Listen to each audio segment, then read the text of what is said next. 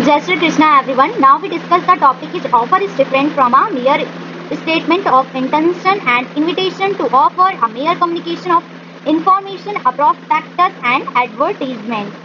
First of all हम reading करके क्यों पढ़ रहे हैं? क्योंकि रीडिंग करके पढ़ने से हमारी वोकैबुलरी इंप्रूव होगी, राइटिंग स्किल्स इंप्रूव होगी और जो जाते हैं जब हम पेपर में लिखेंगे तो नए नए वर्ड्स के बारे में हमें पता चलेगा। कहानी से तो सभी समझा रहे हैं, लेकिन हमें प्रॉब्लम कहाँ फेस करनी पड़ती है? लिखने में। तो हमें रीड करके पढ़ना ज़्यादा सही रहेगा। स्टोरीज तो सभी जानते हैं, प्रॉब्लम्स हमें लिखने में आती है और इसी में मार्क्स कट होते हैं। तो मैं आपको पूरी रीड करके डिटेल में टॉपिक्स बताऊँगी। यहाँ पे मेयर का मतलब है मात्र कुछ स्टेटमेंट, और प्रॉस्पेक्टस का मतलब यहाँ पे है एक तरह का क्या था प्रिंटेड डॉक्यूमेंट होता है जो एडवर्टीजमेंट के पर्पज़ के लिए यूज़ होता है, कमर्शियल पर्पज़ के लिए यूज़ होता है। बेसिकली इसमें क्या आते हैं, सारे डिटेल्स रहते हैं कंपनीज के रहते हैं।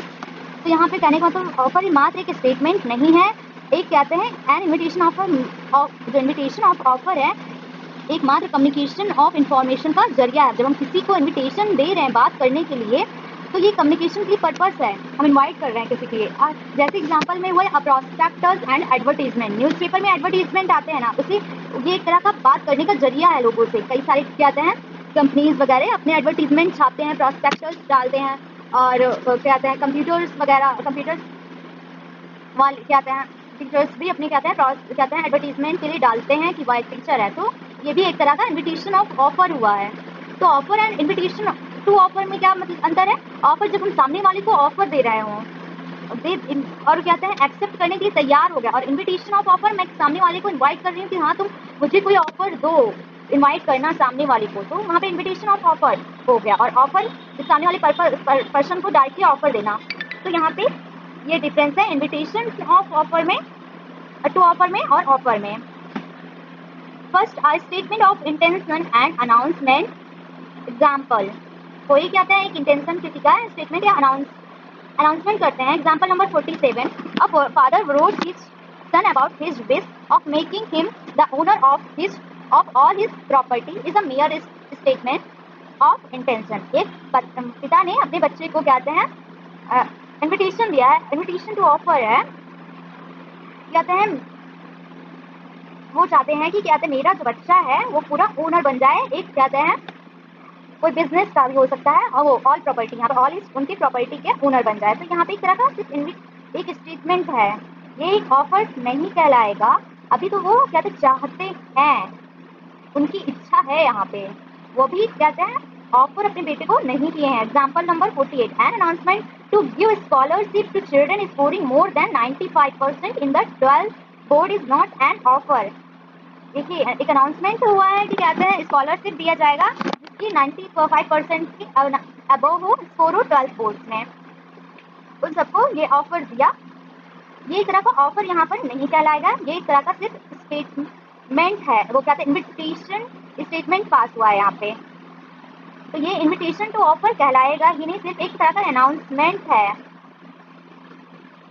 किया जाएगा। इनवाइट अभी कहते हैं नहीं किया गया है, सिर्फ बताया गया है बच्चों को। तो इन्विटेशन टू ऑफर यहाँ पे होगा।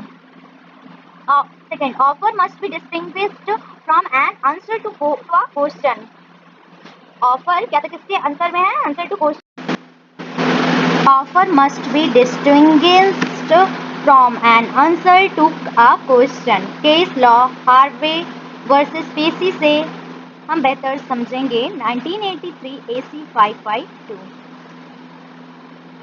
तो यहाँ पे कहते हैं हार्वे कौन है? एग्रीव पार्टी जो केस किया है, और पेसी एक डिफेंडेंट पार्टी है जिस पर केस किया गया है। In this case Privy Council succinctly explain the distinction between an offer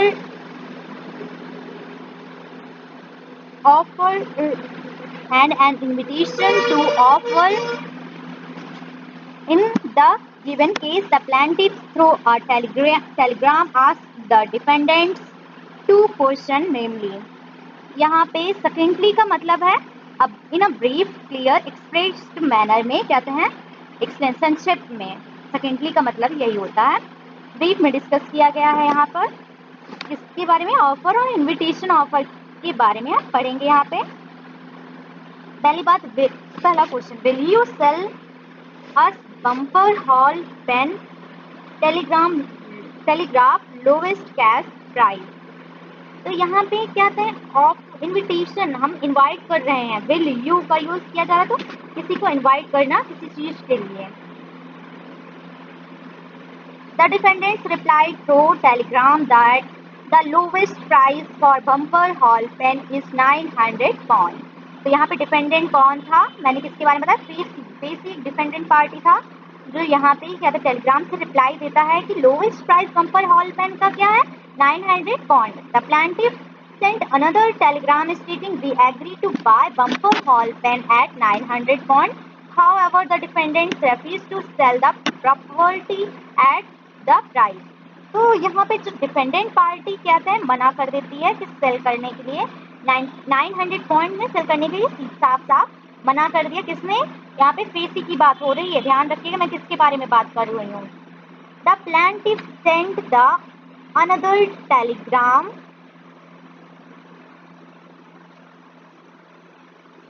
stating we agree to buy bumper hall pen at 900 pounds.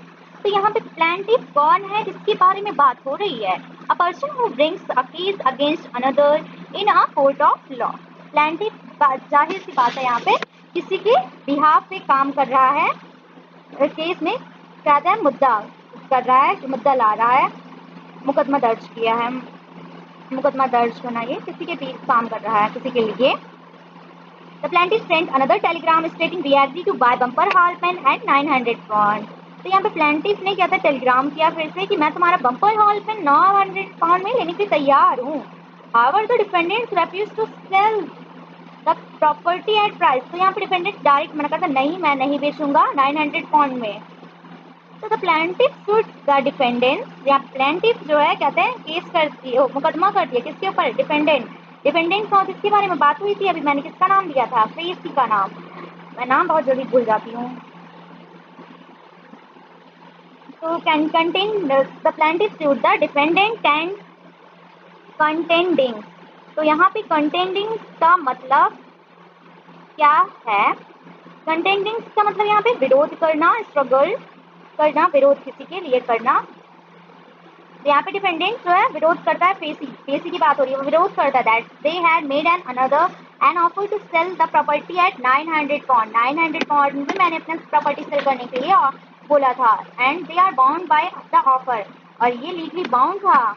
However, the Privy Council did not agree with the plaintiff on the ground that while plaintiff had asked to question, the defendant replied only the second by quoting the price, but reserved their answer with regard to their willingness to sell. तो यहाँ पे plaintiff जो कहते हैं agree नहीं होता है, और कहते हैं दो क्वेश्चन पूछता है कि कहते हैं दो क्वेश्चन डिफेंडेंट से पूछता है, डिफेंडेंट रिप्लाइड ओनली सेकंड। तो डिफेंडेंट यहाँ पे किस पे रिप्लाई करता है, दूसरे क्वेश्चन पे ही रिप्लाई करता है, पहले वाले क्वेश्चन पे नहीं करता है, ध्यान दीजिएगा मेरी बातों को। But reserve their answer regard to willingness to sell. यहाँ पे कहते हैं किसके, कहते हैं एक बार फिर से देखिए यहाँ पे, will you sell us Bumper Hall Pen, पहले क्वेश्चन का रिप्लाई नहीं दिया, टेलीग्राफ लोवेस्ट कॉस्ट पे उन्हें सिर्फ रिप्लाई दिया है प्लेंटिफ को, इसने डिफेंडेंट पार्टी ने। तो यहाँ पे the defendant replied only second question by quoting the price at reserve willing to sell, thus they made an offer at all. तो यहाँ पे they made no offer at all, तो यहाँ पे ऑफर माना ही नहीं जाएगा क्योंकि उसने सिर्फ सेकंड की पार्ट, पहले क्वेश्चन का रिप्लाई नहीं दिया, सेकंड क्वेश्चन का रिप्लाई दे दिया डायरेक्ट। और तो कम्युनिकेशन टू ऑफर मतलब कि दोनों क्वेश्चन का रिप्लाई देना जरूरी था यहाँ पे। The lordship held that their mere statement of the lowest price at which the vendor कौन होता है, seller would sell contained no implied contract to sell the person who had inquired about the price। तो यहाँ पे कोई भी contract हुआ ही नहीं है दोनों के बीच में, इम्प्लाइड कॉन्ट्रैक्ट नहीं हुआ है दोनों के बीच में, सिर्फ यहाँ पे किस बारे में, इंक्वायरी के प्राइस के बारे में हुई थी, क्योंकि पहले के तो उन्हें रिप्लाई ही नहीं दिया, कहते हैं सेकंड का सिर्फ रिप्लाई दिया। तो इन सब चीज़ों को ध्यान में रखिएगा जब भी पढ़ते वक्त। The above decision was followed by McPherson vs. Aparna 1951 ASC। ये हम नेक्स्ट वीडियो में डिस्कस करेंगे क्योंकि वीडियो बहुत लंबा हो जाएगा। थैंक यू, आज के लिए बस इतना ही।